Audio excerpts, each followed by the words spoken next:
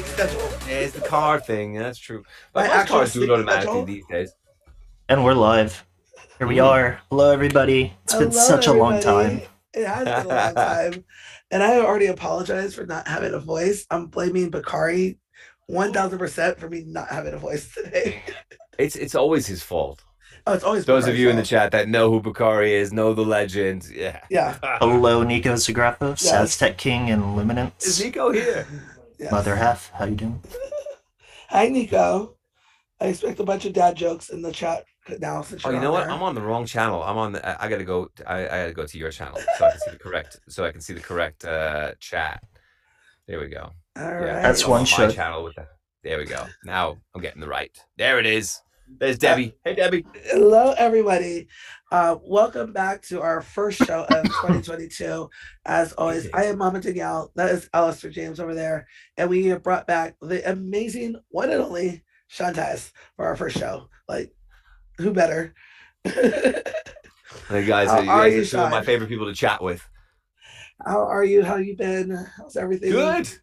I was using it as bragging rights for the last 2 years to say I never got COVID, and then 3 weeks And ago, then you 2 did. weeks ago, got it. Yeah, fucking smacked me Oh, down. no. So Yeah, it took me. I It can't took me use Groove that. I Cruise to can't finally use that get it. anymore. Yeah, it took me Groove Cruise to finally get it. So. Oh well, that's not. Is Yeah. that a shocker? Yeah. It's cruise. Honestly, like I was on the boat and I was like, I'm so getting COVID on this damn boat. I was just like, whatever. I'm not even going to try to like not get it at this point. I was just like, it's just there's just too many people on the boat, and like you're just hugging everybody, you're talking to everybody, so it's just part of what it is. And I was just like, I remember the group. That was way more than hugging going on. See those hot tubs? well, it depends on whose cabin you're in. Highly recommended this boat. Groove Cruise is definitely an experience. Also, a that you special have to do. hello to Bakari, who is in the background making noise. Hello, Bakari, in the background making noise. You guys Oh don't my want God, to see is he- what's actually Oh. happening back behind me. It's a whole different thing This that's is as happening off the behind cuff me. as it gets. Currently in Fresno, I just saw Meadow. He's on his farewell tour in the U.S. So I saw his first show last night up here. And Poor guy, he's had to wait so long to do this I know. farewell tour. He's He's like, trying guys, to- I'm quitting the business. This is like 3 years ago. Yeah. And he's like, oh shit, Corona. All right, next year I'm gonna quit the business. And then the following year, another Corona year. Okay, next year, farewell again. It's a very long farewell tour. Poor guy. He's like, But, just you want to know- fucking say goodbye. He amazing set. He's definitely gonna be missed in the scene once he goes. But Menno is one of the most versatile trance Mhm. DJs, I think, Yeah. if not the most. And it's really cool. also the tallest, I think. Yeah, Yeah. could be. And Between him and for Ruben. trance. Back Not to back with overall, him. for Back Trance. to back with him. I've never felt more like the raccoon from Guardians of the Galaxy.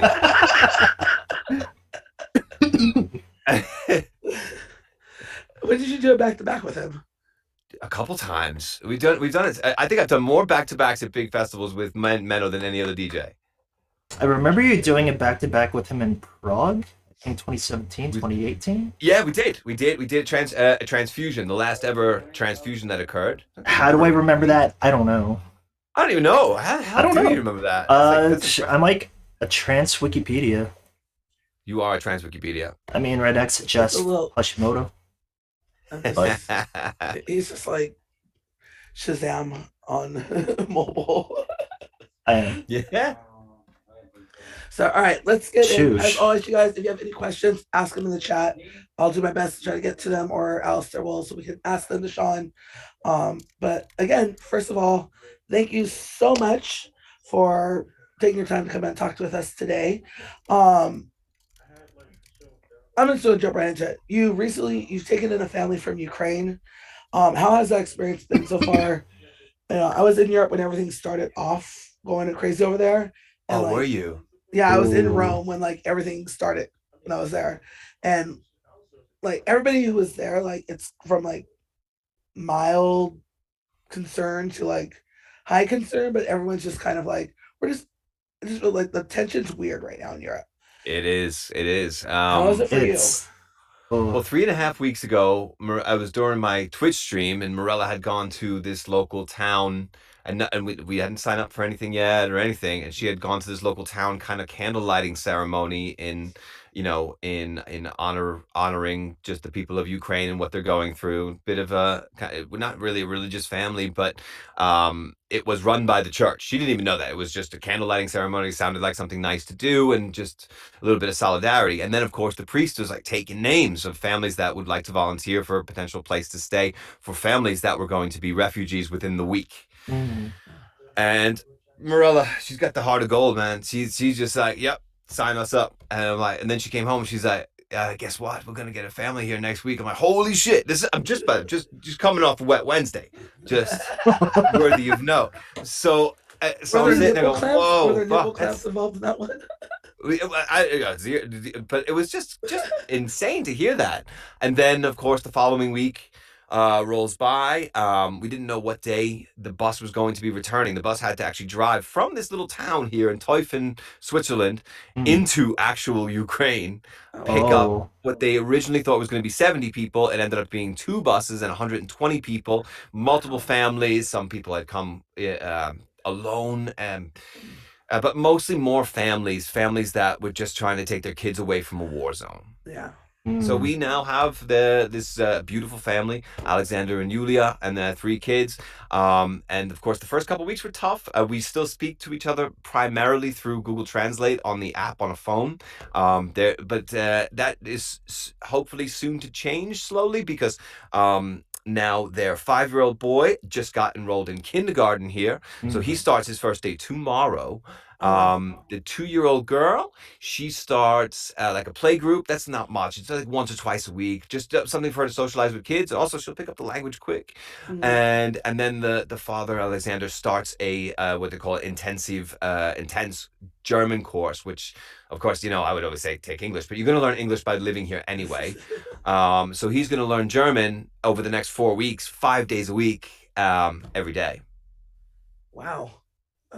Seems like a lot. Jeez. It is, but you know what though? When that opens up, is the possibility of working here. Yeah. And you got to do it, because there's we have no sign as to when it will be a habitable place again. Yeah. For families with children, specifically. That's so unfortunate over there, but you and your wife, what you guys are doing is absolutely just commend you guys so much, because it's so hard, like being even in the States, even when I was in Europe, it's just like, what can you do? It's just like there's shit going on and you're just like, I don't know what to do. Like, am I supposed to do this? Everybody did an amazing job. Like last week's Wednesday stream. No, was it last week? The week before's Wednesday stream was when I said, no subs on Twitch, and I said donations only, and this is going to go to the family for the various costs and stuff like that. The goal was just to set a modest goal of $3,000. I mean, if you've ever been to Switzerland, you know how expensive shit is here. And I set it for $3,000, and they blasted it and made it to 4. Wow. So I was like, holy shit. And of course, that German course is going to be the first major chunk of that money, because it costs $1,000 for the month to slam through this German course. And it's like, that's money extremely well spent, because that comes back to him, and that's amazing. So the people helped him get his footing here, get going. I mean, the church and the government, I think they supply everybody a stipend here a little bit. But it's Switzerland. You could rip through $50 just by going to McDonald's for 3 people. Yeah. So that's absolutely insane. But again, what you're doing, absolutely commend you, Sean. Like, just shows how an amazing person you are. So thank you. My wife is the one that deserves all the credit. She's the one. Give her all our praise. Give her all the love. We'll do. Absolutely. We'll do. All the love. All right. So you're gonna be in charge of the chat, because I'm not able to. I'm paying very much attention to this, to the unhinged chat. But a very interesting thing, there was a question from Spectral for Sean. Now that it's actually possible to plan ahead, what the hell do your next 12 months look like, given we don't enter thermonuclear war? But I think for my next 12 months kind of look like anybody post-COVID, I guess. Like, we have, as DJs, as traveling DJs, we have basically still kind of significant areas of the world that are kind of blocked off to us. Most places in Asia still don't let anybody in to go touring or anything like that. Forget about China, forget about Russia, Ukraine, Belarus. And these were always good places that we would go to. Like we would go several times a year to each of these countries, or to at the very least the areas, especially Asia, man. And having that blocked off is shit. But Europe seems primarily open. I mean, let's be clear here. Central Europe, and Western Europe seems open for the club scene. But it's still noticeable that we are now, post pandemic, or I'll go right out on a limb and say we are post pandemic. What the fuck, right? I don't think that's very. I think most people would be like, if you wear a mask in front of me, like, get the fuck out of here at this point, like, because everyone's just over it, and so what do my next 12 months look like? Probably get my shit together and get back into a more of a normal. What's he doing? The question. Bakari can have his very own question answer session at the very end. He can just fire off whatever he has. Field Nightfire. I'm just gonna bring him into the chat after we do our actual interview just to let that happen. I'm not gonna repeat the question myself. I'm not gonna be associated with it. So I apologize to everybody right now if I get distracted. Oh, jeez. I have guests in my hotel room right now. I'm also, yeah. Oh my god. Alistair, go ahead. So first question from me. It's something that that you said you wanted to touch up on. Regenerate had an incredibly successful year in 2021, showcasing emerging and established talent. And rumor has it, and I've seen like a bit of the promo, that you're bringing back Degenerate, but you're also going to do a little bit more emphasis on Surgical this year with a total rebrand, a total relaunch, and a new look and feel for all the labels. How did you decide to, one, bring back Degenerate, and what new changes are going to be made to Surgical and Regenerate? Okay, so many parts of this question. I know. Let's try. A lot of moving parts. Let's tackle it. Okay, number one, I get bored really easily. I get bored very quickly and very, very easily. I'm amazed that I'm still married. So the labels and stuff like that are, I just get bored with the look. I think everything should evolve always. Trance should evolve. All genres should evolve. People should evolve. Tastes should change. People should change their minds. It's really important as life goes through. For one person to never change something, that's a boring person. I have no interest in knowing that person. It's so Regenerate. So of course the logo, the way the logo looks, the way the sleeve looks, the artwork looks. I want that to evolve. Surgical was the first one to have an evolution, and now it's looking a lot more in line with a little bit more of a complicated design as opposed to just a 2-color print. I don't know. The concept of the label is still the same. It's just when I know that everybody's doing everything themselves. And every track is made from the ground up, not with templates, MIDI packs, anything like that. Just made from scratch, and that's a Surgical track. And when I bump somebody to Surgical, it's made to be kind of a more of a badge of honor type thing, because I just know that person has gone and done the due diligence to take every step throughout that track. And then Degenerate, this was kind of made the most sense of anything to happen since COVID started, because of the amount of harder stuff that I play at my club gigs, and that I've played all throughout the last year and a half on Twitch, where I've gotten really, really into more of that techie stuff. And just thought, you know what? This would be much more appropriate on a label called Degenerate, where that the word actually, completely embodies the sound itself, as opposed to calling it Regenerate. And so now I have much more of a clear split between regen and degen, and it's clear as to, when you make a track, if it's dark, it's going to go to degen. If it's I am not going to say the word uplifting, don't fucking make me go there, but if it's brighter and more melodic, it's going to be regen. Okay. And I think I covered all that. facets of the question. And are there any releases so far in the pipeline for Degenerate that you can probably share? We got Renegade System finishing up a track for us right now, as well as a Reload sick banger. And Okay. I'm doing one with Mercurial Virus as his D10 guys. So that will cover the first 3 releases. We are not laying out the release schedule just yet because we want to make sure that the 3 tracks are all done. So this way we have we say that but I don't want it to be even. It's not going to be weekly. It won't even be bi-weekly. Potentially, it's going to be every 3 to 5 weeks, at least to start, so that there's some space. People get the feel for the label. Also, producers are going to get the feel for what kind of demos this label is looking for. Because I think there's been a bit of confusion about that up until this point, especially with the demos that we've been getting, where people are still submitting more melodic trance sounds for Degenerate.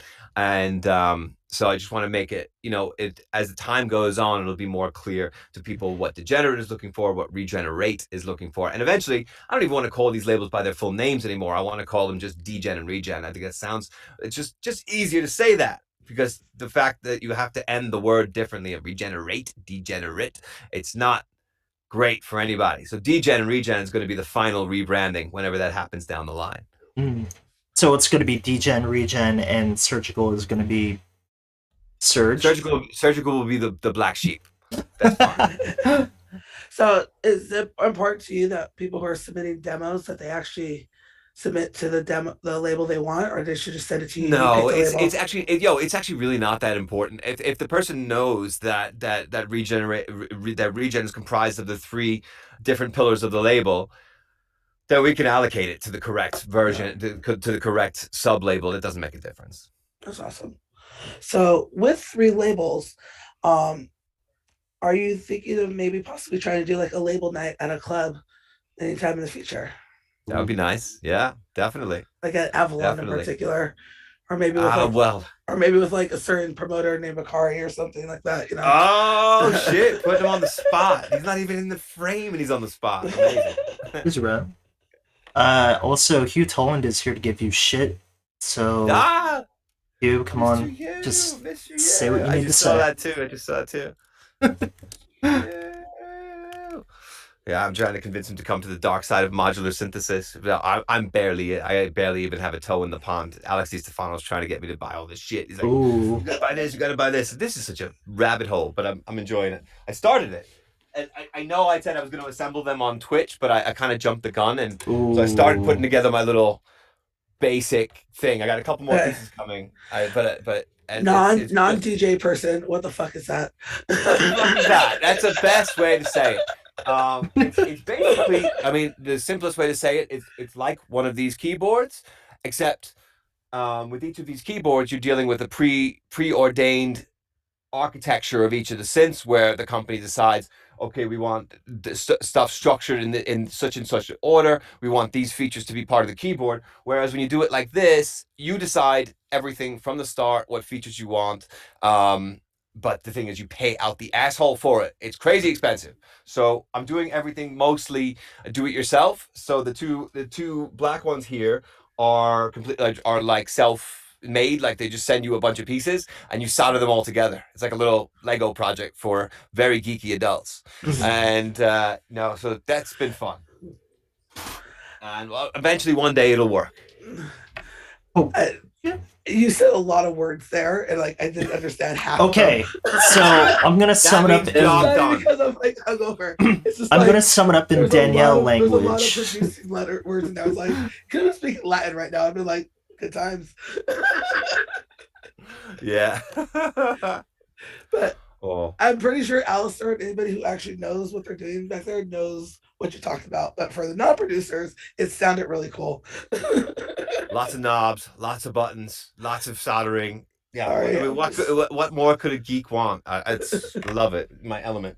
So now this means clearly, since you brought up Alex DiStefano, he needs to have a release on Degen. I definitely agree. And you know what's crazy? We speak every day, and I never really brought it up to him, but I probably should, right? You should. You really should. Just bring on over. He's awesome. I've heard some of the stuff he's been doing now with his modular toys, and he's way ahead of me with this. So, and it's just he shows me a couple of distortion modules he's got, and it's just stupid, like Stupid sound. Amazing. They're stupid in like only the best freaking nipple erect way. Danielle's distracted. Nipple erect. We put that disclaimer on about being overage, right? Did you do that? I didn't see it. I didn't have to. There is no Okay. disclaimer. We have a disclaimer. Okay, we're good then. We're good. I'll do the disclaimer. You let your kids watch the show. That's on you. Spectral has a pretty good question. Compare the scene now, now versus 10 years ago versus 20 years ago, and those are good. Actually, those are kind of good, kind of cuts into our scene, isn't it? 10 and 20 years ago, 10 years ago, and now. Okay. So now, I'll roll with it, but I want to hear your guys' inputs on that too. So I'm going to say right now, very commercialized, very corporate, very business, very professional, almost sucking fun out of it to a significant percentage of a degree. 10 years ago, less of that. Bit of a blur. Kind of blurred the lines between corporate and underground. Yeah. And then 20 years ago it was just a complete free for all. It was a bit of the Wild West, and it was the most fun 20 years ago. But I wasn't even DJing professionally 20 years ago. I was still living in New York. I think. What the fuck? Alex, speak every day. You never shave your head. Yeah, I don't even know. You don't trust Alex. Weird questions. But anyway, so yeah, I just think the amount of commercialization that's happened over the past 20 years is disappointing. And I know it had to happen eventually. But it's definitely sucked a bit of the fun out of it. Yeah. Right. I agree with that part. I think if we're going to do the 10 and 20 years ago. Oh man, 10 years ago. Andrew Ryle. 20 years ago, it's like, what? Oh, God. Let's stay away from the chat. I think 20 years ago, it was new for a lot of us. No, I saw that. I think it was just new for a lot of people. They didn't know, especially as the fan.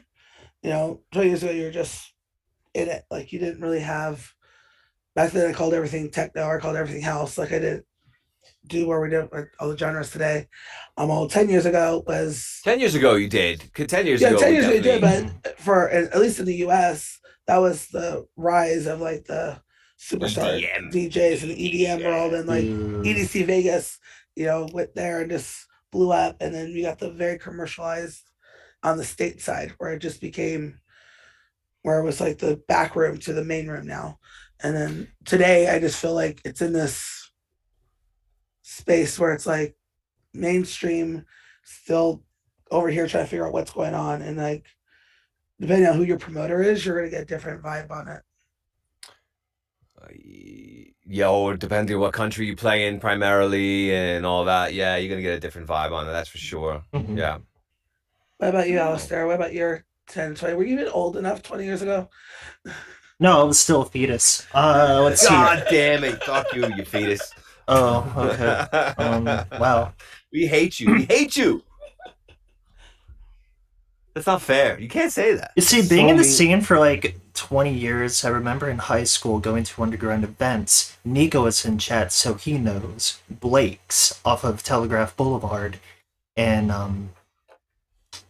in Berkeley, in Oakland. Like, I remember going to like those events in high school, and then like 2 weeks later going to like events at Ruby Sky. Rest in peace, Ruby Sky. I hear him laugh in the background. I hear that joyful laugh of Bakari, and it just makes me grin from ear to ear. I nailed it, didn't I? But honestly, it's just so weird, like, growing up in high school into adulthood to going to like all these different events in such a short amount of time, to witness like the growth of the scene go from underground to like in the gray area between corporate and underground into like full-blown corporate events like Dream State. It's kind of shocking if you think about it. Dream State is now definitely a corporate event, that's for sure. But it's still great. I mean, like, yo, it is the best. It's okay. We can say argue. It depends if you like big festivals or not. So Yeah. I know many DJs that still would prefer the smaller club where people are right in your face and so close that they can actually literally hit the stop button on your decks and fuck you up. Whereas, Dream State, you're so far away, you have trouble actually seeing the expressions on people's faces, which is also troubling. So either way, it's there's a trade-off both ways. I like both kind of Yeah, formats of a gig, but but you just where do I want to can't go with beat this? the underground vibes. You No, cannot beat them. you can never beat them. I really do miss places like in California, like Circus and Ruby Sky. And what was after? Wasn't there also there was an in between in LA, before the Avalon time, but after Circus? What was it? Red. Was it called Red? Bakari, what venue is he talking about? I think it was called Red. It was After across the street from Circus. Circus. No, Red did Circus. Red did Circus, but it was Yeah. but when Circus stopped kind of doing trance events, it was like across the parking lot there was Arena? a venue called Red. Oh The shit! arena was literally in the same parking lot as. Maybe that was it. Yeah. No, Okay, the so arena was in the Red same did parking Arena. lot as Okay. Circus. Okay. That's what I'm thinking of. Okay, The lovely Miss Jade Astra says Vanguard. That was so another venue. I never got that. I've never even been to Vanguard, and I just heard That's nothing but now great things about Academy it. now. That's now That's the Academy now. thing. Okay. Yeah. Oh wow. I went to Okay. Vanguard, Create, and then Academy. So it's still there, kind of. So actually, Red talk was about in where- San Francisco. yeah. So says Nico Oops. So Sean, as talking about like promoters and everything right now. So as festivals and clubs are starting to reopen, it's for me in particular, I'm seeing like a lot of promoters are playing it safe with some of their bookings and booking the same artists over and over again. Side lineups are looking very identical also. What are your thoughts to this? There's probably a good reason to some of that actually, and it's really logical, but most people probably don't realize it. Just kind of looking into this world, many DJs' visas have lapsed during COVID, and no one's going to go and renew because number one, America never granted any grace period for lapsed visas during COVID, and that sucks considering how much people pay for these things. And then the second part is, are they going to go renew them? Say it's middle at the end of 2020. Are you going to go renew your visa right there? No, you're going to wait. And so basically, it's been a mad dash, basically since the beginning of this year for everybody to renew these visas, get expedited renewal. This is costing people thousands and thousands of bucks. But also some of these expeditions. What's the word on this one? Expedited visa processing times. We'll go with that. They didn't get the expedited times because of everybody's case is different. Some people couldn't prepare enough press clippings. Some people maybe answered the question wrong. Some people couldn't get an interview appointment at their local embassy. So all these things, and then of course you book the safe people because they were prepared, or they're already in America, for example. Yeah, I was like already in there, but at the same time, I'm not even talking about like the American lineup. I'm even talking about stuff in the UK and stuff. There's very little diversity happening in lineups right now. Yeah, that's actually kind of true. I think that I'm not going to say anything bad about my own agency because it is an artifact of what is going on right now. But I think the amount of agencies has been diminished, and which is a sad thing. I think the competition of different agencies and different DJs was a great and healthy thing. Even 10 years ago or 15 years ago, when I started to have an agent for my first time, there were many agencies at play, especially for trance music. Probably 6 to 7 main ones, and now there are basically 2 or 3 main ones, and then there are of course your agents that are kind of independent and they kind of act on their own, which that goes very well as well. But I think that has a factor because an agency will handle a farm of artists, and they will kind of, they've built relationships up with the promoter over the past decade, and this is kind of where things go. But it doesn't need to be like that. It's just, I mean, I just think every artist just needs a little bit okay, yeah, this will go right back to the initial question, and I've complained about it on the R2R A&R sessions, where just people need a little bit more individuality, where in trance music right now, it's almost like you can interchange 80% and 85% of the trance artists, and you're going to get basically the same set. Yeah. It's So very what are you going true. to do? You're going to book the cheaper one. Yeah, but there's certain groups that are constantly getting booked. Like I'm just gonna say Cosmic Gate. Just gonna throw that one out there. But it's And a different. like, I can't speak on behalf of that aspect, because that's a different kind of genre. It's almost a different subgenre of trance in Yeah, itself. jeez. When I speak about trance, I'm speaking about the faster trance, of course. And this is just this is good the sound that trance. I know. And then you got like you have Anjuna, and that whole crowd, that whole group of DJs and producers is a sound in and of itself. That's And they cool. have their own massive following, whether it's trance Cool. or fucking not. Doesn't even matter. It's so impressive that has maintained and managed to grow throughout all this time, completely independent of whatever else is going on in the trance world. Yeah. I agree. I just, you know, I think it's someone who loves trance, even regardless of what Bakari is saying in the chat. I'm all, I've muted him a long time ago. Are we gonna have to do a I just- special Bakari interview? We're gonna have to do a special Bakari interview. I'm actually gonna bring it in the chat. I want to get the serious questions that we have to get through, and then I'm gonna bring Bakari in the chat and just pray to God that Jesus take the wheel, kind of a moment. My Lord.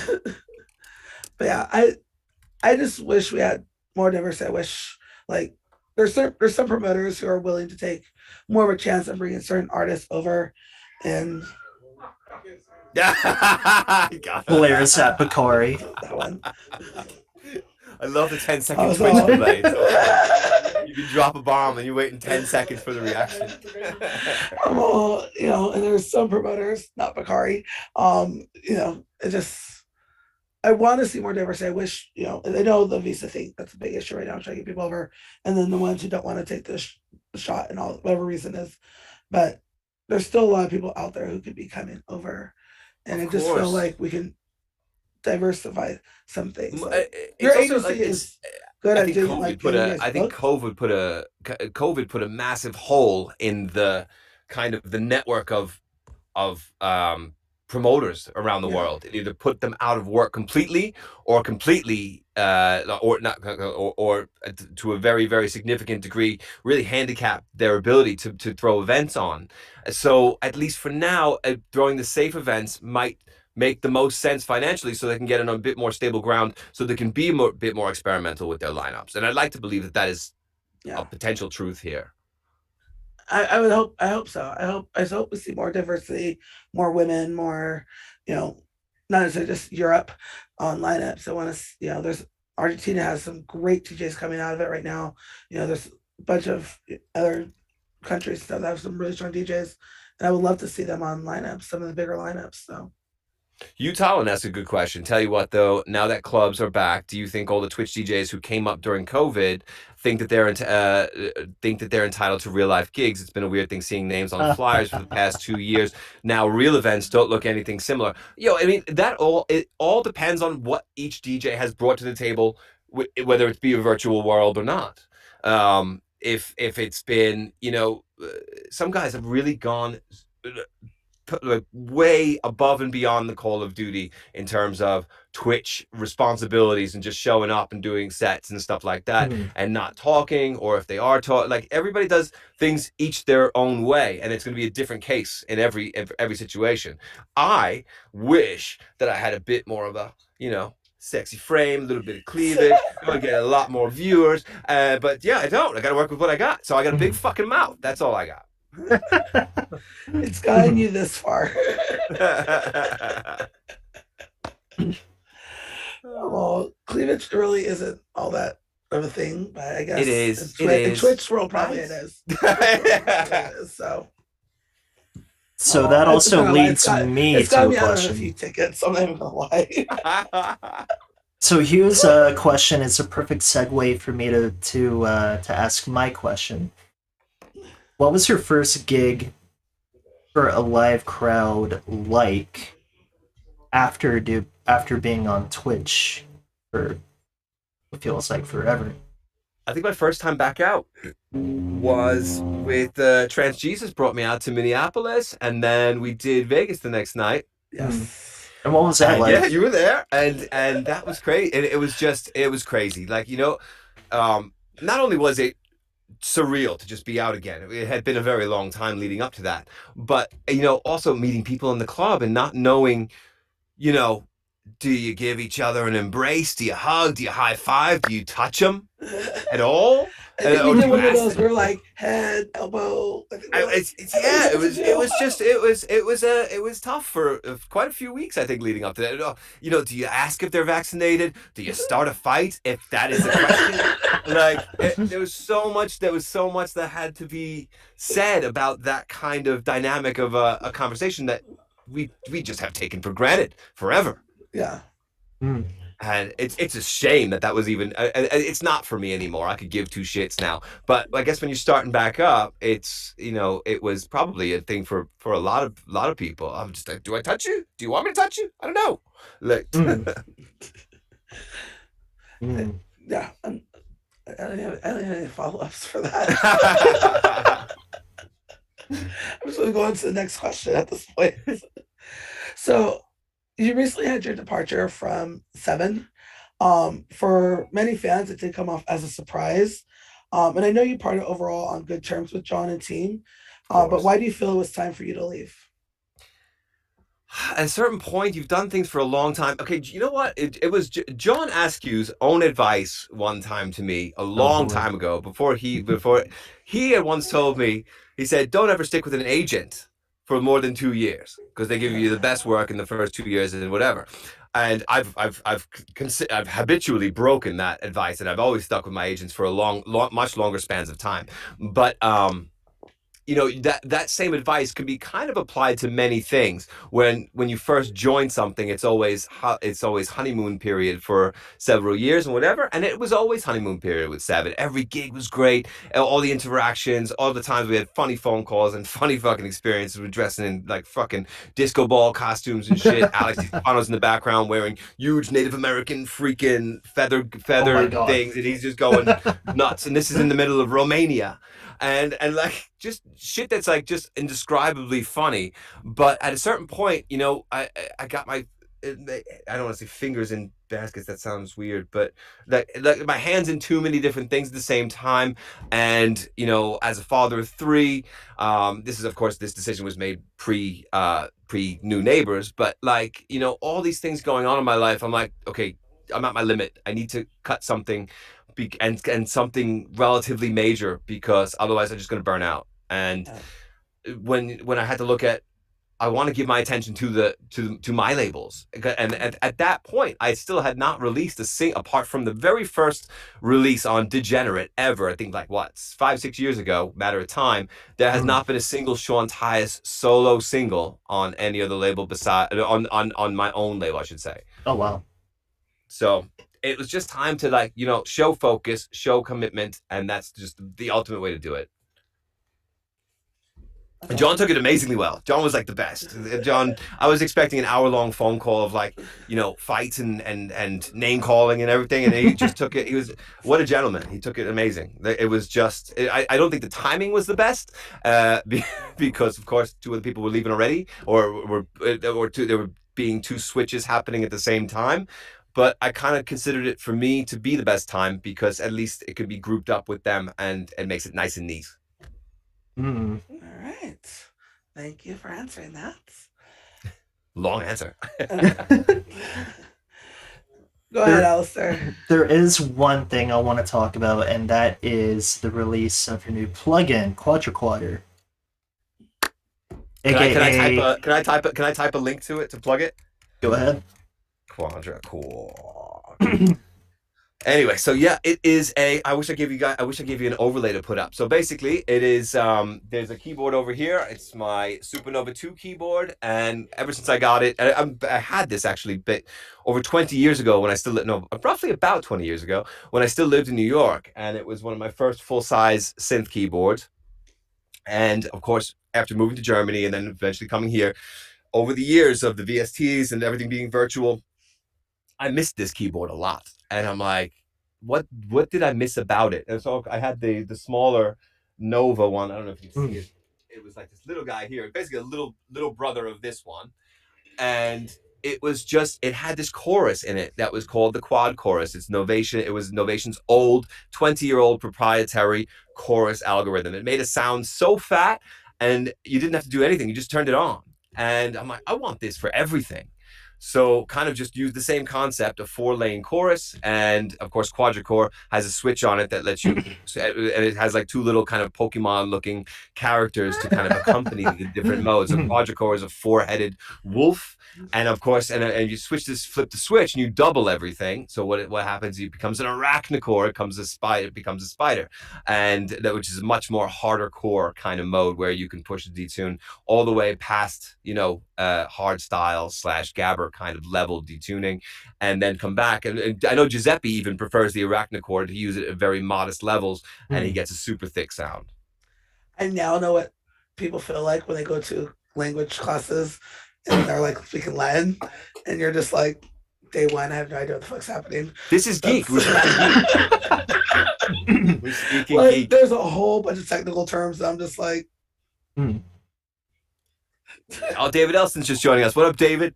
Hello, David. We're gonna talk about you Miami. Sean, you sound like you know what you're talking about, so I'm just gonna say yes. You gotta fake it till you make it. So now my second you know what I'm talking about. That's legitimately the Los Angeles motto. So part 2 of that of my question is: are there going to be any is there like a chance of any updates, any the small patches being added to quadricore? That's a good question. Actually, I've already designed an entirely new alternative algorithm. So basically, right now you can look at it as two kind of algorithms. You have the 4 and the 8. Oh, poor Mama Danielle. So we got a 4 and 8-lane chorus. It will stay a 4 and 8-lane chorus, but there's a new algorithm that will kind of make the voices. The voices are very chaotic right now, and that's just the nature of this chorus, and that's the point of it. But for those who don't want it so chaotic, I've designed one that's a bit more uniform, and that will be implemented in a future update. Yeah. And then this way you get basically this is a one-stop shop for all your chorus needs then. If it wasn't already. And it just went all over Danielle's head. Yeah. Right over there. All good. That's okay. Between what's happening over in this side of my hotel room and I'm just... You're just sitting there going, oh God. Oh, it's like I can't. I'm so glad the camera's not over that way. Yeah. At least not yet. I'm thinking that's probably a good thing. It's definitely a good thing. But now that David Elston is in, another question I want to talk about is how did your new single with David get started, Rain Dance? Oh, we started this a while ago. As you know, David's been helping me insanely with the development and the ideas and the brainstorming of so much that's been going on with Regenerate, with the launch of Degenerate, and with Surgical since he started with me last year. And it's been just so great working with David. The guy's just a monster. He's an engineer by nature, so just imagine his level of organization. Watching him, I always fuck with him too when we're working in the project. I'll name stuff like boobs and like, call it like grundle, taint, and just call stuff like colors. He's got like everything amazingly organized. I'll just fuck with him. I'll just name it Violet. I'm like, yeah, okay. Good luck with that is. So, but like he is so good. And so then we said, okay, we sit down, make this track. So we've been going back and forth. He also works in Ableton Live. So it was very easy to keep the project kind of synced up between us in our Dropbox, check and see who's working on it that day, and just continuously contribute to a project that was kind of drip fed as we finished it up over the course of a couple months. And I'm guessing Rain Dance incorporated small elements and bits and pieces of quadricore? Very, very small. I definitely pussyfooted my way in because it was only like the final days of the final production of that track where the quadricore was even finalized. So I kind of threw it in to throw it in. You'll hear it more in coming tracks as the next tracks are finished, but that track kind of got finished up almost the same week as Quadricore was finished up. So it was almost like I kind of shoehorned it in at the end, but it's still it's in there. It's actually it's also on our because we sing in the track, not really sing, we chant. And Dave's handling the baritone, and I'm handling more tenor, and like we were saying hey and David's like hey and but I throw the quadricore on both of us together, and it sounds like just it's like 8 of us. It works really well. It's one of those chorus. Sometimes you put a chorus on vocals and it sounds like kind of phasey, and it like it just doesn't really sound that you're not fooled into thinking this is a group of 4 people. And this is one that like it was a pleasant surprise because this was not necessarily what I intended to design from the outright. I wanted it to just make synths fat, but what it does for voices is actually pretty cool. That gives a real kind of impression that it's a group of people. That's interesting. So pretty cool. So what I'm gonna need in the future is more chanting, but no psytrance chanting. No, well, that isn't that kind of the kind of no, but isn't that the trolling that's kind of built into the track, and that's kind of the point, based on that whole triplet little thing that I did a few years ago. We're gonna talk about that time in life, the triplet section.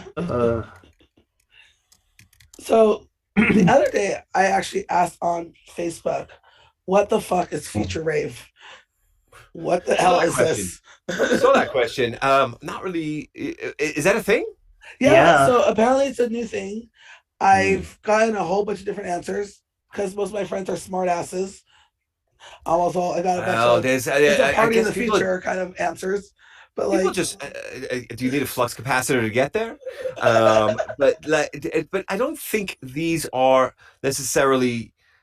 I don't think these are good, well chosen. I see you. I feel like I'm about to play whack-a-mole. I'm like, dude, the little heads popping up in your background. But I don't think a lot of these genres are very well thought up. They just like people just say future bass. Yeah, fuck it. Future. I like that word. Bass. I love that word. Let's fucking throw it together. Future house. That's good. House is cool. Still, yeah. Future. Even cooler. Let's fucking throw those words together. We got it. Like you don't really future rave. We love the word rave. It's even cooler with the word future in front of it. It's not like the past raves. Future. So that's how we're rolling with it. It's all fucking corporate marketing. Is future rave the genre? Is it a dead genre rebranded, or is it an actual new genre? That's my biggest. I have no idea. Utah makes is future rave? Is it hard dance? No, you're thinking about I think Utah. You're thinking about new rave. I think it was because I know Kutsky was wearing a shirt, or no, what was he calling it? Or new disco? New disco. I thought it was that he was wearing shirts that said "fuck new disco" or something like that. So RJ is saying it's not new. RJ, what the fuck is it? Please. Because I know the first time I've heard the word future rave was from Martin de Jong. It's like EDM techno, house, future rave. Oh, so it's garbage. So is Martin de Jong's current sound? Is that? Yeah, I guess. Oh, okay.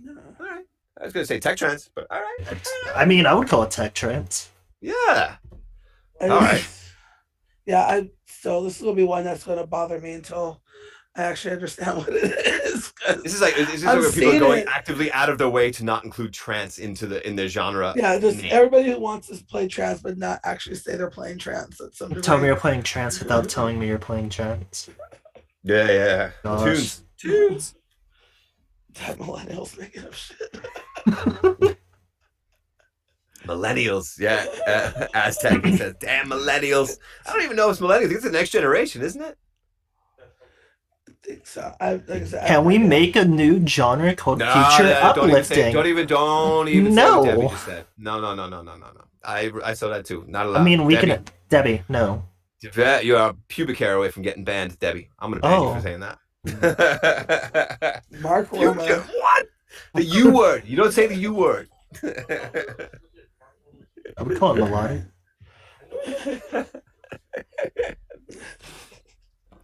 I mean, but the 140 genre has been kind of perverted over the years. Like, you had this you had those guys that wore the fucking red and blue racing outfits with the helmet called Team 140 DJing at Tomorrowland. Like that kind of like definitely Oh, you never saw this shit? No. Oh No. my god. Someone needs to start YouTubing this video for us. Oh, you got to do it. It's around, and they would not. They actually would not. Like Daft Punk, they wouldn't even say their real names. They're just I'm red and I'm blue. They would introduce you. They would take their helmet off and you would see what they look like, but they would never tell you like I'm Mike or I'm Mark. Like I'm red and I'm blue. They stuck to it. Fair enough. You stayed in character, but your helmet's Yeah. off. So I don't know, but it's but like that whole thing, you know, Team 140, things like that. This whole hashtag. I think that hashtag culture has now kind of. I guess it's probably guess it kinda perverted can. all the other genres too in a way. Hmm. We just see what's going on in trance. So maybe it's like that for all the other sounds too, for all I know. Maybe. Could be. Maybe. All right, Alistair. Next question. God. So, going back to your collaborative release with David Elston, is there a single coming up from yourself soon? Myself. Well, there's supposed to be an album, and I've just been so slow. Yeah, what's on up this with one. the album? Hmm? Yeah, I don't really have much of an excuse for that. It's just been, you know, it's needless to say. Let me preface everything by saying it's just not been the most inspiring of the last 2 years. You know, you just BT was actually very cool. Because I reached out to him to give him the quadricore, and I had said I was experiencing massive artist block, lack of inspiration, lack of motivation to get something down. For in towards the album or even just really anything. I got some great vocals here for the album already. One from Christina Novelli, and it's beautiful. And it's just I sit in the studio and I look at my little modular toy down there. I'm like, I just want to solder shit. I'm just not really feeling like I want to make music right now. It comes and goes, of course, but this is now probably my longest artist block I've ever experienced. And I know it will go away. It always does. But I have to kind of figure out and pinpoint as the exact reason as to why it's occurring. So BT was really cool. He's like, let's have a call. But the problem is, he's a very hard dude to tack down. We had an appointment for last week to have a call on Monday night. And then I get an email from Lacey, his wife, and then she's like, "Can we reschedule that?" I'm like, "Yeah, Oh my sure." God. She's like, "Can it be Wednesday?" I'm like, "Can't be Wednesday. I'm streaming Wednesday." And then of course I lost power, so that could have totally happened. Fuck's sake. And so I could have gone on the phone. But in the end, you know, I'm still waiting for this call because he says he's got loads of quote unquote exercises for me to do to keep jogging the inspiration and keep it going. So I know number one, the first thing he's gonna say is fuck your phone, leave it in another side of the house and get off social media and get off of any communication apps you might be on while you're in the studio. I know that's gonna be number one, and I'm ready for it because that's probably one of my biggest downfalls, that I get stuck on tangents every time I sit down to make music. Not Pornhub. No, sometimes. Who out there makes you go on some of these tangents? It depends. I mean, all these like WhatsApp groups, and we talk a lot of shit, and there's a lot of shit being talked about all the time. And somebody will make something that's a trigger point, or something that's like, oh, this is something I'm really into. Whoa, shit, the new synth? Holy fuck! And I'll spend hours checking it out, debating if I want to even, you know, tell my wife I'm about to blow the money on the synth, or just do it and make sure it comes to the door, and try to get it into the studio before anybody sees it enter the house. These are all plans that happen. Do you really try to hide your toys from your wife? Totally. Totally. Hope she's not watching. No, I hope not. You're so busted. You know, you can't be buying all this shit. And she's like, "You buy another one today?" I'm like, no, that's been here. That's been here all this time. Like, that's my favorite thing to go with. That's here all this time. You pay attention to me? You don't pay attention to me. Works. Did I hear that Bakari has a question? No. You got a lot of questions. You don't really want to ask Bakari's questions. I thought I heard something Bakari, if question. You want to ask one question, type it up right now. Bakari, if you have like a reasonable question, just Yeah, but it's too far up. I'm not going to find it. TLDR. Retype it. Whatever. I'm just going to send you the link. I'll join you in here soon. Oh, no, I'm not asking that fucking question. Yeah, that question's not being asked. I'm going back to my pre-asked questions over here. So, John, in the past, this is my actual last question I have, you guys. So, in the Okay. past, I have ended the questions by asking you what your motto is and what's something you never will take for granted. So to wrap up, what is something you would do differently in your career? If I was to do things differently from the start, I guess I would probably have partied a little bit less in the beginning of my career and Mm. done things with a bit more of a serious tone. Like these days, it's been really working really well for me. I wonder how it would have been if it was like that from the start. I was nuts. I was like you let a pit bull off of a fucking leash and threw a big chunk of meat on the floor. Like so, yeah. When it came to like, let's get to the club. What time are you playing? 2 o'clock. What time do you want to get there? 6 p.m. please. You know, that was like stupid, but and it's just because I grew up as a raver. I grew up on a dance floor, not behind the decks, and I just like to be part of the experience no matter what. Even at my age now, I like to be part of the experience. So if I was to do things differently, it probably would have been approaching things slightly more professionally, and I think it would have been better for me all around. But whatever, you gotta. I will play the hand I've been dealt and keep going with it. Awesome. Mm. What about you, Alistair? What would you do differently? Mm. It's So a hard many question. things. So many. uh, God, probably finish college. Probably pay attention in class. Definitely not slack off. Um, Slack to whack. yes. What would I do differently? Probably buckle down more on production over DJing. That's good. That was one of my lucky things that I focused on production first and DJing later. I Mm, didn't know that was going to be a benefit until years later, but yeah, it ended up being very beneficial. mm, definitely, I would do that. Mm. Awesome. All right, Alistair. So many questions, but final question from me, and it's a two. It's a two for one. So the lovely Debbie Luminance has a track coming out on Regenerate in May on the 27th, Automotive. I'm wondering what makes this track so special, and why did you want to sign it on the spot? Bakari, I can hear you. Oh man. Part two, you've played Well, a yeah. part two. Well, okay. No, number one, Oh, okay. already was already a fan of Luminance and the Luminance and Random Tasks sound, Mhm. because of Oasis, and there was something even before that, right? And Yeah, Time what's the Machine. one right before? Yes. So, I was already kind of signed up. I'm in this for the long haul now. Hmm, So then she sent over the Amative demo, or maybe you sent it over for her. maybe. And I hadn't even met Debbie. I hadn't even met Debbie yet in person, I don't think. Hmm, And I'm like, holy shit, this is dope. Like really, really good. And you guys will hear eventually the style of melody it's been done with. And I like these stabby melodies, especially when the chords are really good and unique and big. And she just nails it. It's fucking dope. Wait, is it I have to double check. I could be. Is it Luminance and Random Task, or is it Luminance only? This is a Luminance solo release. this is the first Luminance solo release. That's okay. Even more interesting. Yeah, that's what I thought. Okay, so that's even cooler too. Now, I think Did you've played Oasis 12 times on your I may have. streams, I can which check my is record box. I think it's more. ridiculous.